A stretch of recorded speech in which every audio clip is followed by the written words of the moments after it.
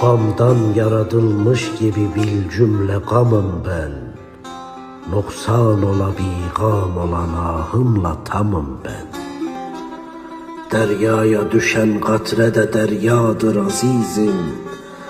Pervane iken bir şeme düşmekle şemim ben. Bir galu bela bezminin aşkıyla zebunum. Daim mey canan ile sermesti demim ben. Viranede medfun olur illaki hazine. Bundan sebep alemde bir insanı kemim ben. Fani seni bilmez bu cihan ehli bu gözler. Birdenbire mahşerde bilirler ki kimim ben.